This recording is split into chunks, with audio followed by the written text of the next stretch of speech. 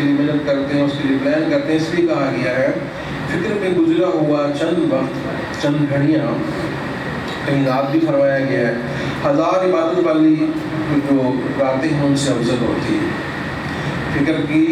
فکر میں گزری ہوئی ایک رات عبادت والی 1000 راتوں سے افضل ہے. یعنی فکر کیا ہے؟ وہ ذکر سے اونچی چیز ہے.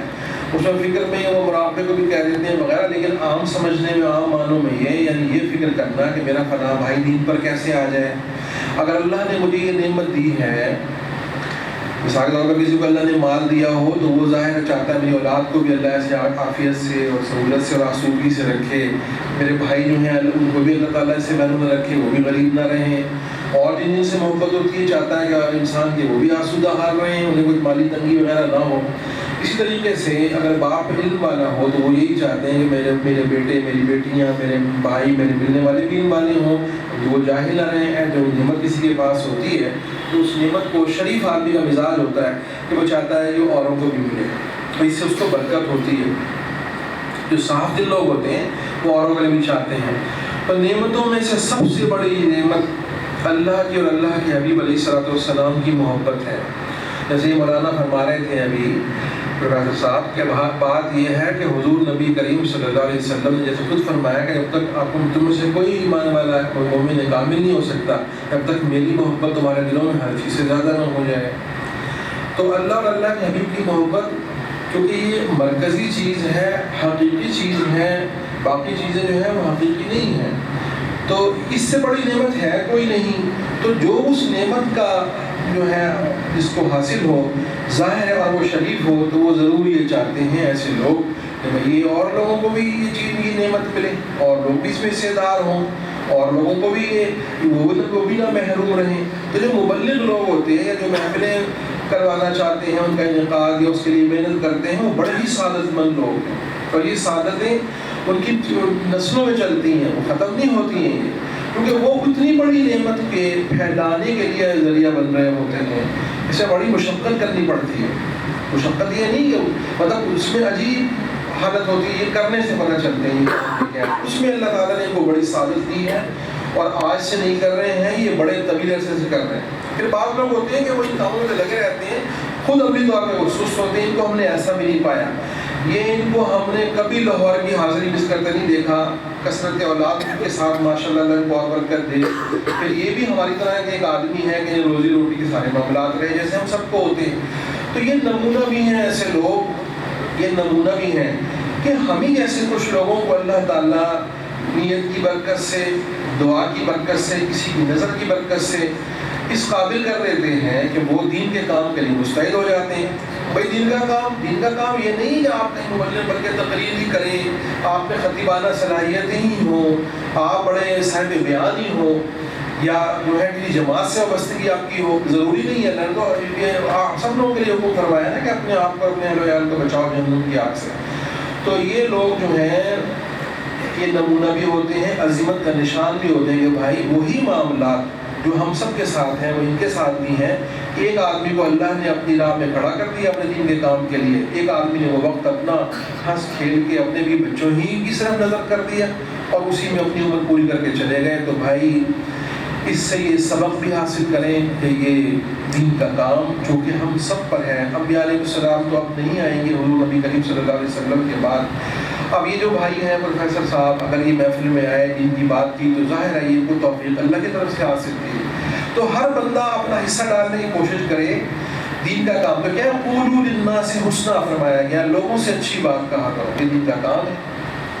اور جیسے انہوں نے یہ فرما رہے تھے اپنے پروفیسر صاحب کہ اگر ہماری محبت رسول میں اگر اتباع رسول نہیں ہے تو وہ محبت رسول پر دلیل چونکہ نہیں ہے تو وہ کھوٹ ہے. جیسے انہوں نے کہا اگر ہم محبت رسول کے داعی تو ہیں لیکن ہمارا عمل حضور نبی کریم صلی اللہ علیہ وسلم کی سنت کے مطابق نہیں ہے، جو آپ نے فرمایا کہ میری سنت سے محبت مجھ سے محبت ہے، تو اگر وہ نہیں ہے تو ظاہر ہے کہ اس میں کھوٹ ہے، اس عمل میں کھوٹ ہے، وہ دعوی محبت پر شاہد نہیں ہے. دو عمل اور اخلاص دعوی محبت ہے نا یہ کہ اللہ اور اللہ کے نبی کی محبت جو ہم لوگ کرتے ہیں زبانی، تو اس پر دو شاہد ہونے چاہیے. جیسے ہمارے شاہ بابا فرمایا کرتے تھے عمل اور اخلاص دو گواہ ہیں اس پر. تو اگر عمل نہیں ہے اور اخلاص اگر نہیں ہے تو اس محبت پر دو گواہ نہیں ہوئے تو وہ جو محبت ہے متحقق نہیں ہوگی، وہ جیسے انہوں نے فرمایا کھوٹ ہے اس میں۔ تو دیکھیں جن کو محبت حاصل ہو، چاہے ان کا بیان اور ان کی بظاہر اظہار ان کے پاس نہ ہو، تو ان کا عمل بتا رہا ہوگا کہ یہ محبت والا ہے۔ تو یہ تبلیغ دین یا لوگوں کے لیے فکر کرنا، ڈھونڈنا، غم اٹھانا، یہ بہت بڑی سعادت ہے اور یہ رسول اللہ صلی اللہ علیہ وسلم کی محبت ہونے کی دلیل ہے۔ اپنا آرام چھوڑنا پڑتا ہے، اپنا وقت جو اپنے خاندان دوسرے کاموں سے چھوڑ کے اس طرف لگانا پڑتا ہے، یہ بڑی سعادت ہے۔ تو یہ اللہ تعالیٰ ان لوگوں کو کرم بھی فرمایا، اور یہ یہاں شکرگڑھ میں رہتے بھی چکے ہیں، آپ ان کی طرف متوجہ بھی رہیں، اللہ نے ان کو اجازت دی ہوئی ہے سلسلے کی، تو ان سے ملتے جلتے رہا کریں، اللہ اللہ کرنا سیکھیں اور وقت جو ہے کچھ لگائیں، کہ یوں ہی ملنے جلنے سے ہوتا رہتا ہے۔ اس کے لیے کوئی بہت بڑی کوئی وہ نہیں کرنی پڑتی ہے۔ بزرگ فرماتے ہیں اس دور میں سودا بڑا سستا کر دیا گیا ہے۔ جو پہلے وقتوں میں درویشوں کو 12 10 سال کی محنت کے بعد اللہ کا ذکر ہی دیا جاتا تھا، تو آج اللہ نے سودا بڑا آسان کر دیا ہے۔ چونکہ ٹائم کم ہے تو یہ لمبی بات ہم کر نہیں سکتے، وقت بہت شارٹ ہے۔ بہرحال واقعی ہے کہ یہ وہ کیا ہے، والد صاحب کو اپنے شعر یاد آ رہا تھا، ابھی رستے میں جب میں آ رہا تھا تو میں دہراتا بھی رہا۔ ظاہر اپنے والد سے ایک عجیب سے تعلق ہوتا ہے، ہمیں کوئی زیادہ نہ، کیونکہ میں بھائیوں بہنوں میں میرے ساتھ ہو رہے، میرے ہی گھر میں ان کا انتقال ہوا، تو وہ بڑے عجیب سے مزاج کے آدمی تھے، شاعر بھی تھے۔ شاعر لوگ ظاہر ہے ادیب شاعر بڑے ان کا مشاہدہ ہوتا ہے، بڑی ان کی خاص بات ہوتی ہے جو اور لوگوں میں نہیں پائی جاتی ہے، دل ان کے عام آدمی جیسے نہیں ہوتے۔ تو وہ شعر مجھے یاد آ رہا تھا، وہ اپنے ہی حضرات یا شمیہ صاحب جیسے نے کوئی باتیں فرمائی، تو یہ ان کی نظر بھی میں کر رہا ہوں، تو چونکہ ان کو ذوق بھی بہت ہے، تو اپنے شہر کے والے سے میں سوچا، میں گھر میں ان کے حاضر ہوا مشتاق صاحب کے، ان کی محبت ہے، تو مجھے فرمانے لگے کہ آپ جو ہے نا، میں ایک جگہ بیٹھ گیا تو پیروں کے عجیب عجیب مسائل ہوتے ہیں، انہیں جہاں بٹھایا جاتا ہے وہیں بیٹھتے ہیں، وہ سمجھ جاتے ہیں کہاں تک کے لگائے گئے ہمارے لیے، وہیں بیٹھتے ہیں، جہاں دیکھتے ہیں مسلح بچھا دی ہے وہاں بیٹھ جاتے ہیں، وہ لگتے تو مخدوم ہی ہیں، ان کی عجیب سی کچھ خدمت بھی ہوتی ہے جس کا کوئی ان کو وہ نہیں ملتا ہے، سمجھتے لوگ یہی ہیں، یہ پیر ہیں، تکیے لگائے جائیں گے، ان کے دائرماں بٹھائی جائے گی تو بیٹھیں گے۔ اب یہ نہیں پتا، تو خیر میں جب بیٹھ گیا تو مجھے فرمانے لگے تھوڑا جا آگے ہو جاؤ، میں نے کہا آگے ہو جانا نہیں، میں اور آگے تو ہوا تھوڑا سا، تو وہ میں سمجھ گیا کوئی بات ہوگی اس لیے کر رہے ہوں گے۔ پیر بھائی میں بڑی تعلق، بڑا محبت ہوتی ہے، میں آپ کو بتا رہا ہوں، یہ آپ سمجھ نہیں سکتے کیا ہوتی ہے، یہ بیان نہیں ہوتی، محبت ایسے نہیں بیان کی جا سکتی۔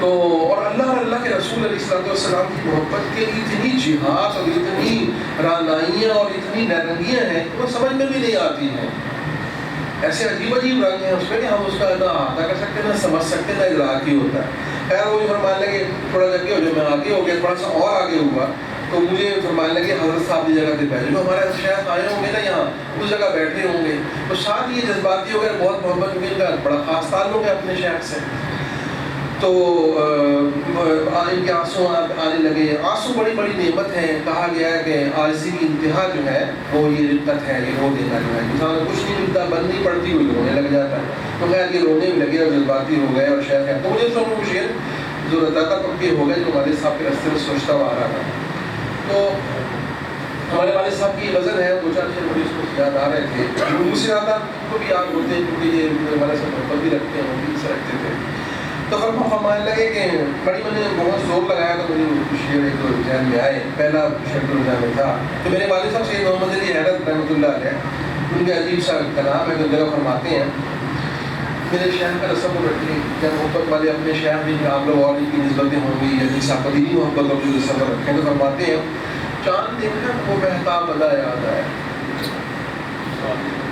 چاند دیکھا تو وہ مہتاب ادا یاد آیا، چاند دیکھا تو وہ مہتاب ادا یاد آیا، اس کی قربت سے جو حاصل تھا مزہ یاد آیا، چاند دیکھا، چاند تو بڑی ایک علامت ہی ہے نا خوبصورتی کی، لیکن جو وہ مظہر ہے وہ کوئی پڑھ رہے تھے صاحب کلام، اللہ کی صفات کا جائے مظہر تو انسان ہی ہے، جو روشنی اس میں اترتی ہے چاند کی تو مجال ہی کوئی نہیں ہے، وہ تو صرف ایک علامت کے طور پہ کہتے ہیں چاند کی ادائیں، تو فرمایا کہ چاند دیکھا تو وہ مہتاب ادا یاد آیا، اس کی قربت سے جو حاصل تھا مزہ یاد آیا، وہ تو ہم دیکھے مجھے بھول گیا ہے شاہد، وہ تو ہم دیکھے مجھے بھول گیا ہے شاہد، بھولنا جتنا اسے چاہا سوا یاد آیا. وہ تو غم دیکھ کے مجھے بھول گیا ہے شاید. تو بات یہ ہے کہ یہ جو اللہ والے ہوتے ہیں نا ان سے غم ملتا ہے. وہ غم کیا ہے؟ وہ ساری خوشیوں کے لیے جو ہے نا وہ یہ غم کا ایک لہجہ اور ایک کوئی ذرا سا وقت اس کے لیے ساری خوشیاں قربان کر دی جاتی ہیں اور کر دی ہیں. کسی نے سودا اگر کرنا چاہا تو انہوں نے نہیں کیا. جن کو درد کا دولت مل گئی جن کو تو ہمارا وہ تو غم دے کے مجھے بھول گیا ہے شاید بھولنا جتنا اسے چاہا سوا یاد آیا. اور فرماتے ہیں وہ مجھے اس محفل سے یہ شعر یاد آنے لگا. وہی شعر مجھے یاد آ بھی نہیں رہا تھا. اسی غزل کا شعر ہے تو یہ لوگ سب سوچتے ہیں نا جیسے میں اکثر آج کل کہنے بھی لگا ہوں بار بار ایک ہی بات کہ بھائی بات یہ ہے کوئی پوچھے آپ کی محفل کیوں کی جاتی ہے وغیرہ. یہ آپ محفل کرتے ہو دوسرے شہر سے آئے کچھ میرے ساتھ لوگ بھی آتے ہیں اپنے گھر بار بھی بچوں کے معاملات ان کے ساتھ بھی ہیں. یہاں مستقل اتنی چھٹیاں آ رہی ہیں پچھلے مہینے سے اس مہینے کے آغاز سے تو 23 مارچ وغیرہ یہ اتوار اس میں ہم اللہ تعالیٰ کی توفیق کی مختلف جگہوں پہ حاضر ہو رہے ہیں. ہم تو یہ ان لوگوں کو بلانے والے کی محبت بھی ہے اور یہ اللہ کی بڑی توفیق و سعادت بھی ہے. اگر آج یہ صاحبال سے تشریف لایا لیکن بیمار ہیں چھٹیاں کا صاحبال سے تشریف لائے صاحبال سے لاہور آئے وہاں سے چکر گڑھ پہنچے پلیز دو دفعہ ہم اتوار کو ان کے یہاں محفل تھی صاحبال میں ان کے فارم پہ. تو یہ کیا ہے بھائی کوئی پوچھی کیا کرتے ہو آپ لوگ یہ کرتے ہو آتے ہو کون سی خاص بات ایسی ہے بظاہر دو چار نعتیں سن لی گئی کوئی دین کی بات ہو گئی بظاہر تو بے شمار کی جاتی ہے. تو نیٹ پہ کھولو بڑے بڑے علماء کے بڑے بڑے زبردست خطیبوں کے بیان مل جاتے ہیں. تو بات کیا ہے؟ بات اصل میں کچھ بھی نہیں ہے. وہ مجھے والے صاحب نے شعر سے یاد آئی مطلب تھوڑی سی ہے دوبارہ کس پر. تو فرمایا چاند دیکھا تو مہتاب بدا یاد آیا اس کی قربت سے جو حاصل تھا مزہ یاد آیا. وہ تو ہم دے کے مجھے بھول گیا ہے وہ شاید بھولنا جتنا اسے چاہا سوا یاد آیا. فرماتی ہے میں تو رنج حوادث میں بھلا بیٹھا تھا. میں تو رنج حوادث میں بھلا بیٹھا تھا. یہ حادثے ہی ہے نا دنیا کے خوشی کا ایک خاص لیول سے ایک لکیر سے اوپر چلے جانا انسان کو مغلوب کر دیتا ہے. وہ اور چیزیں بھلا دیتا ہے. اچانک کسی کو اولاد نہیں تھی بیٹا ہو گیا اس کا وہ تھوڑا سا وہ اس کو رنج سے شاعر میں تشبیہ دی. وہ ایک حادثہ ہے خوشی سے متعلق بھی ہو سکتا ہے غم سے بھی. اور اس طرح کوئی ایسی چیز جو عام تناسب سے نیچے چلی گئی تو وہ غم زیادہ ہو جاتا ہے اس کو محفوظ رکھے اس سے بھی انسان سے بھول ہو جاتی ہے. یہ زمانے کے معاملات میں انسان کھویا رہتا ہے ہر وقت ان سے الجھا رہتا ہے. تو ہمارے میں تو رنج حوادث میں بھلا بیٹھا تھا.